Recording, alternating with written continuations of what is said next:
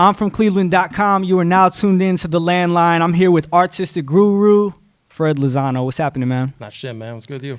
So, brother, you've worked with people from, like The Weeknd, Black, Gucci, a lot of names, and, you've even worked with labels directly in, animation and art. What's that been like for you, and what's it take to get to a point like that? It's been dope, man. It's been a journey. It's just kind of start drawing at a young age and then somehow find a way to profit off of it and also do what you love. It's been dope. Yeah. What does it take, to get to that point? Because, a lot of people, start off drawing, do different, they might go to art school, things like that. What's it take to really get going in like an industry, Shit. Persistence. Just stick with, if you have a vision, somebody is going to want to pay attention to it and see it. So just stick with it and go hard at it every single day. Who are some of the, your favorite artists or companies that you've worked with lately? Dreamville's been a real good place to work with. They got their own little image that they're you have to work into it, but for the most part they let you do what you want to do, and they take care of everybody that comes through them. So that one's been a dope relationship to build upon. It's funny, right? As an artist, you probably have, your own style and way that you might want to do things. But when you encounter these personalities and brands, do you kind of have to mold to what they want to do? Yeah, it depends on who it is, but communication will get the best results. Because obviously, like you said, they have their own image, they have their own brand, and if you're creative that's assisting, if you're doing your job correctly, you have your own brand and your own vision as well. And if you collide them together, you get the best results. So we'll back up a little bit. How did you originally get your start, in art overall? My homie Tevin Reese he was a rapper back in the day during middle school or high school. And he hit me up one day because he knew I liked to draw. I always get kicked out of class for just drawing and shit. I'm allowed to swear it. So when you first started off drawing and... Yeah, my bad. What was that? No, I just wanted to make sure I was allowed to swear on this. Oh, you're good, All yeah. right. Say it like it is. Yeah, I got you. But yeah, he hit me up and asked me to do a mixtape cover for him. It was terrible. But after that, I got hit up from a couple people, and it just kind of spiraled out of control from that point on, just kept going and going and going until at some point I was able to just sustain my own lifestyle through art. What was the moment that things started to take off, online and really got you to a level where it's damn, my stuff's really starting to get popular? I think when Metro Boomin hit me up for a project that never came out. It was called what was it called? It was some joint project with him and Esco. He hit me up to draw them as superheroes, old comic book style. And then he ended up dropping that. Project never came out. And then Freddie Gibbs hit me up. And then a couple weeks after that, I got in contact with The Weeknd. So that was the moment where I was like, shit, there might be some profit that I can make in this. So you kind of took a blow, I bet, mentally when, the Metro Boomin thing didn't go through, but then right after you had that Weeknd business coming and you were like, yeah, man, Yeah, it was wild because all that shit was going on, but nothing ever came from the majority of that. I ended up going out to New York to meet up with A$AP Ferg and talking to him about a project, and none of it actually came to be, but just the fact that those situations happened kept me going, and it opened more doors later down the line as well.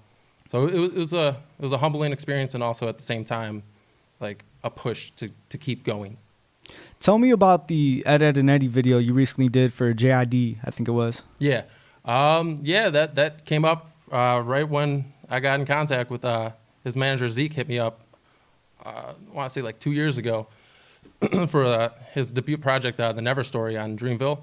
And right when we started working on that, the whole album package and shit, he brought up how it would be dope if they wanted to do a music video for a song, Ed, Edd n Eddy, in the style of the show.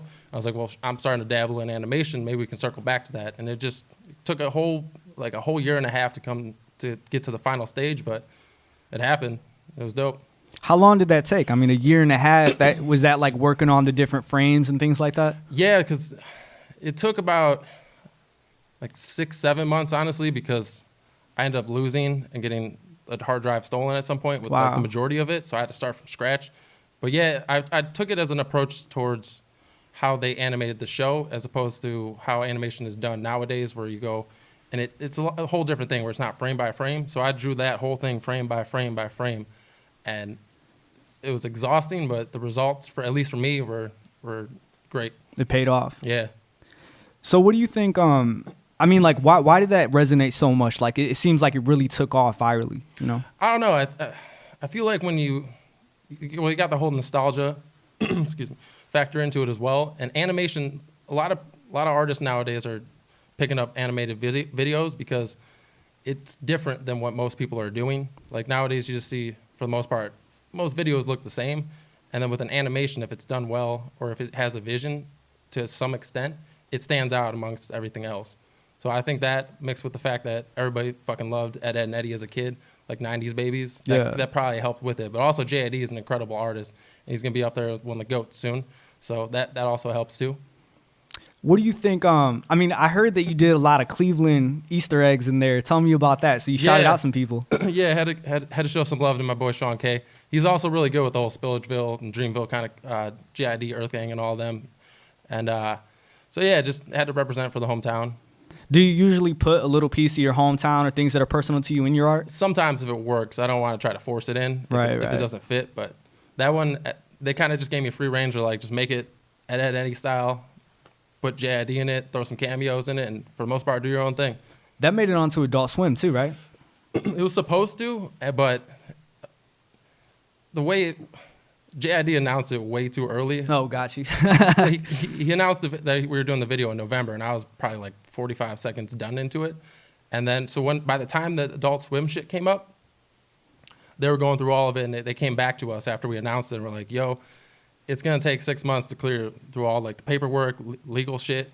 And Jib was like, I can't have them wait 6 more months for it. I already announced it way back. So we ended up just dropping it solo on his official YouTube page. But they gave us another spot in the future if we ever got anything. They said, hit them up, they'll premiere it. Dope. So, Does making a living from, your creativity ever kill the passion for you? what do you mean? Well, a lot of times, people love their craft or whatever they're doing, but then once it becomes work, kind of like a job for you, it kind of sucks out the fun. Yeah, that's everything though. Like, I'm sure there's rappers that don't want to do certain features, but there's a paycheck involved into it. But for the most part, I love what I do. It's just when people hold too tight to where they restrict what I'm capable of doing, or if they just don't appreciate what I'm doing, that kind of hurts. But then check comes and it's like, all right, it all makes sense, I guess. You originally started with, music. Your friend hit you up for some artwork, and you've kind of like continued down that route. Is there a reason for that? Not so much. I mean, everybody loves music, and it's dope to just kind of be a part of the process. Like, it's a very minimal part of the project process, but just to be a part of it, see how the music is made, and put my little touch on it, it's kind of dope. Especially when like sometimes I'll work with artists I don't really fuck with, but then like my cousin will, or like my girl will, or my friends will, and they'll be like, yo, that's fucking crazy that you're working with them. I'm just like, it's dope, man. Like, it's cool to see like my own little handprint on something. Right. Yeah. What's it like working with labels directly? I heard you done some work with labels, for them. It's a different process. It's more of a job on that end. You don't really talk with the artist. It's just some suit at the label will just be like, shoot over an email like, yo, we need this within like 24 hours, and it's a process. That's the stuff where like the whole not enjoying it so much comes from. Gotcha. But it's different. Is that just more of a payday, right? Yeah, for the most part, because you don't really get to talk with the artist, so you can't really see what their vision is. It's just, here's the song title, we need something, go for it. Not really creating, it's more so making like a billboard for the most part. Earlier today, you tweeted about not being, social media being a necessary evil, to market yourself. Yeah. How do you kind of balance that? You have to market yourself, but at the same time, you don't want to drain yourself. Delete the app after you send out a tweet or post on Instagram. Yeah. And then you don't get caught up in the whole thing for the most part. What is I gotta it? stop saying for the most part. What is it about? It happens all the time. I say like, okay, sure, all kinds of stuff repeating. But you know, what is it about social media specifically that you feel is draining? You know, because a lot of artists, or whether it's music or, you know, any creative thing, you can kind of get caught up in the hype of the internet nowadays. Yeah, it's the beauty and it's the beast of social media is that you can be anything. You don't have to live it, but you can be it online. Right. And I'm not into the whole like show off for everybody else. I just want to do what I want to do, and if people think it's dope, then that's cool. And if it can help me get to take care of my parents, then great. But a lot of people get too caught up into it, trying to have everybody know what they're doing at all times, trying to uphold the image, pretend to be happy all the fucking time. I don't fuck with any of that shit. So you're trying to take the ego out of it and just be more authentic. Yeah, because the second the ego gets involved, it's a whole deconstruction of yourself at some point. What's your advice for artists who want to take their craft to the next level but aren't sure, like, you know, how to go about it to get to a point where you're at right now? Stay true to yourself and stick with it.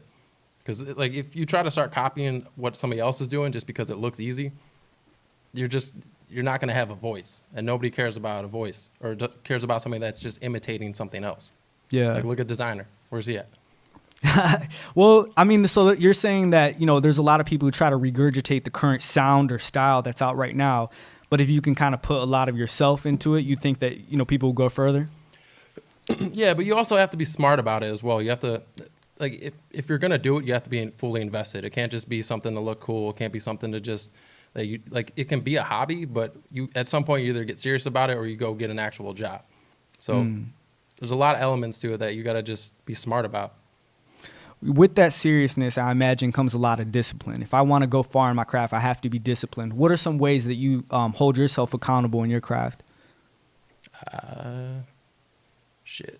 I guess I gotta work on that. Because I'm very bad at procrastinating. Yeah. Until the last minute.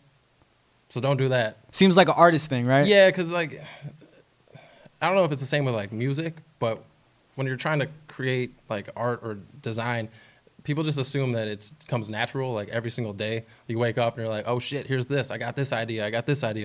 It'll be like a week where I'm just like pacing back and forth, like, oh, fuck, what do I do for that? What's this? And you gotta at least take some time to just work on yourself in between it. Like if you ever get in those periods where you don't know what's going on, you have a creative block, go fucking see a movie, walk around or something, and it'll come back to you. What do you think has been the biggest test of your career so far? Evolving, staying, not doing the same thing, because a lot of people in design and creative direction, I don't know. Some people say it's one of my negative aspects is that I don't really have a solid identity, because I can draw, I can do something else, I can animate, I can also manipulate photos. So that, like, keep reinventing myself is always the thing that I'm trying to work on the most, because for me, I think it's a positive that I don't want, if I work with so-and-so, I don't want that to look like what I did for somebody else in the past. So I'm always just trying to reinvent myself.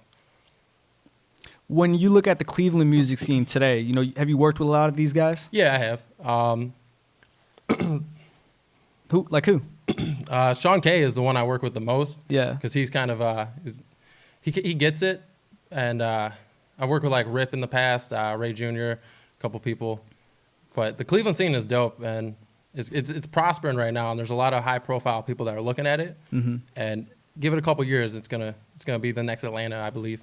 When you say Sean K gets it, is it that he gets design and how that process goes? He gets pretty much all of it. Like he has his own vision, but he also understands like everybody else does. He knows how it works. He knows how there's people you got to shake hands with, all that shit. He gets all of it, and he's very patient. He's not trying to just drop tracks every single day or projects. He takes all of his shit and he sits there and listens to it endlessly. And if he finds one little thing he doesn't like about it, he'll go back and he'll work on it. And that's the kind of like artist I want to work with, is people that are that deep into their craft and care that much about it that one little tiny thing will just destroy a whole song for them. Because that's kind of how I am with like a cover. If I'm working on a cover and I'll go back and I'll see like some little detail on it, I'm like, fuck, should have did better on that. It'll destroy that whole cover for me, and I won't want to look at it again. So the fact that he cares that much about his own craft makes him stand out, and he's got his own identity as well. Are you very critical of your own work and art? Oh yeah, I guess I could say I'm an artist, and I feel like that just comes with the territory. How do you navigate that? So is it sometimes, does it ever get to the point where you're like, man, I made something, but I don't want to release it, or I feel like, I could do better? Does that trouble you a lot? Yeah, but that's another thing that's beautiful about social media is that you can put out what you want. Like, I don't put out every single piece I work on unless I'm satisfied with it. But if I look at it like 6 months later when I'm getting better, I'll go back and I'll look. I'll be like, that's trash to me. So that's something that always bothers me looking back. But it also, I've learned to just look at it as, okay, I was there, now I've grown, and I'm better, and I'm going to keep getting better. So that helps with that whole thing. What artists or brands do you look at and get inspired to kind of like take your own thing to a higher level? Not so much an artist or brand, more so film. Film always, because that's my end goal is getting into filmmaking and telling stories through movies. So watching films always just pushes me a little bit further to be like, all right, I'm doing this right now, but I want to get to that point. As far as artists, honestly, anybody at Dreamville for the most part, because they got they're very smart with what they're doing, and they're building up a team right now. Fire. Yeah. So you're a jack of all trades, like in the truest sense. I guess you can call it that. Because there's a lot of different avenues you're doing creatively. When you're trying to like master something, like a lot of times people say, oh, you have to choose one thing and keep going with it. You don't go by that philosophy? No, because then you just box yourself in. It gets old after a while. And so you're like, your philosophy is to just kind of explore all these different things, and eventually you want to land in filmmaking specifically, or is it something that just kind of is more of a source of inspiration overall right now? No, that's my end goal. Nice. In all of this is to get to that point. What is it specifically about that? That's just something I've always wanted to do since I was a kid, was make films. Like, I got like 6 or 7 scripts written that I wrote from I think the first one I wrote was when I was like 14 or something. So whenever I have some downtime, I write scripts. And Wow. that's kind of what also led me into design, is because it takes money and budgets that I didn't have at the time and still don't have to make a big-ass movie.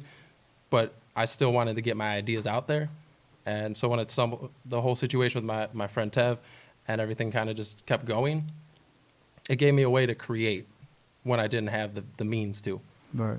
So you talk about writing scripts in your downtime. A lot of times people say that, it takes a lot of energy to be creative. How do you stay charged? Like, you're doing all these things. Do you ever get exhausted from all of it? Yeah, Red Bull. Red Bull? Yeah, Red Bull. And Red Bull and an inconsistent sleep schedule will keep you going. Yeah. Yeah. So fuck the 8 hours, right?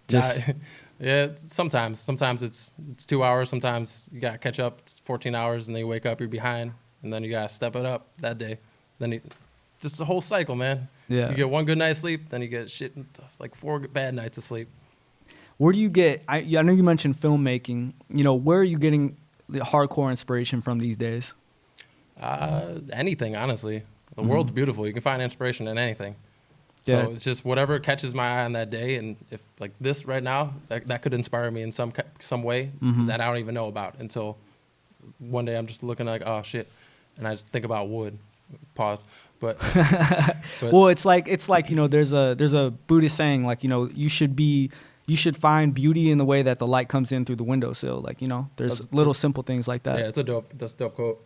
Yeah, I don't remember where I read that. Might have been like a Snapple or something, but it was really Tumblr. It hit me. Yeah, but even I can tell, like, as an artist, like, you kind of take in life in that way. You kind of look for the art everywhere, I bet. Yeah, you kind of have to as an artist, but at the same time, I feel everybody should do that because it'll make you happier. Like, it's a beautiful world we live in. Right. There's fucked up shit going on, but at the end of the day, there's beauty everywhere, and everybody should find something in any single situation they're in that is beautiful to them. Agreed. What do you think is next for you, man? You're at a point where, like, you got eyes on you, frankly. And this is a point where I bet you feel like you're. I mean, I imagine you're feeling proud of like what you've accomplished so far. But from what I can tell, you're hungry. Yeah, you gotta stay hungry. So what do you think? What do you think is the next move? Shit, I don't know. Mm-hmm. Just continue doing what you're doing. Generally. Yeah, you just gotta take it day by day. Like, you gotta have an end goal, but the journey there you can't write. It takes It just goes its own real little routes whenever it wants to. So, What do you think is your biggest battle? biggest battle would be communication. Everybody tells me communication in business is my weakest element, mainly because of my fucked up sleep schedule. I hit people in like the next day because I've been sleeping that whole day, trying to catch up on sleep. Fred So- don't text back. For the most part, yeah, I don't. So it's kind of like just maintaining those relationships then, really, right? Yeah, you gotta have relationships, and it's hard to do that when your sleep schedule is so sporadic. Yeah. Well, you also mentioned the social media thing. Are you more of an introvert? Yeah. How did Kendrick word it? It was antisocial introvert, I believe. I think I could relate with that quote. So you have to balance those two worlds. Yeah, because like it depends on the mood. Like you might catch me just jumping up on tables and shit, or I'll just be in the back, quiet, thinking about shit, not talking to anybody, not really wanting to. But it just comes and goes, just like creativity and inspiration. So for young artists who might be listening, oftentimes artists find themselves in a position where, they want to take the jump and pursue their craft, maybe full time if they can do it. But they have people in their ear, they have people in their ear who are telling them, to be realistic and things like that. Have you ever had to deal with any of that? Yeah.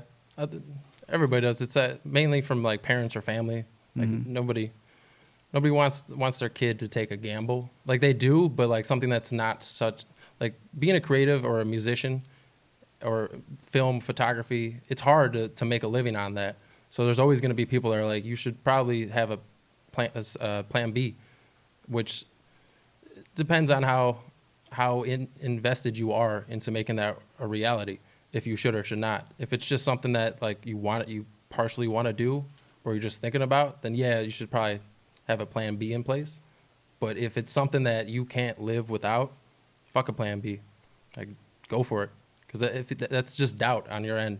Like in the back of your mind, you just have doubt if you're looking at, oh well, I could do this if this doesn't pan out. What do you think is the biggest gamble you've taken as an artist? Being an artist. Right. Quitting my job and going, all right, let's see how I can do with this. See if I can do what I've been trying to do. That was probably the biggest gamble. Take me back to the moment that you decided, you were going to quit your job. What kind of thought went into that, and why did you feel like you were ready? I got hit up to do something for it was Ace Hood and a Rick Ross track, I believe, and they needed it by midnight, and I had to go bartend that night for a shift, and nobody would cover it, and I was like, fuck that shit. I'm quitting. I'm not going. Like, I can find another job. There's not going to be another opportunity like this right now. So I'm going to take that opportunity and run with it. And if it works out, I'll know. And if not, go get a job somewhere else. So in the initial weeks when you took that chance, I mean, it had to be nerve-wracking, right? Like, yeah, well, it wasn't anything I really planned either. It just what happened at that moment. And honestly, at that moment, I thought I'll probably end up going somewhere else in a couple of weeks, get another bartending job or something like that. But it didn't go that route. But it was nerve-wracking for about 2 months, trying to get my finances all in order and how to keep surviving off of art. How can someone, survive off their art? What does it take? What do you have to do? A lot, man. A lot. Gotta just be working all time. Take no days off. Otherwise, just a lost paycheck. So you're your own boss, and I mean, I imagine like the discipline has to be crazy. I can't Netflix all night and then expect, Yeah, well, I work from a laptop, so I get the. You can Netflix all night. I get the benefits that I lay in bed and shit. So, but yeah, you got to just be disciplined and just go into the studio every day. Whether it's a studio that you're recording at, it's a studio in your mind, it's a studio. Just go, put the work in. You'll see the results. What do you want people to take away from your art? Whatever it makes them feel.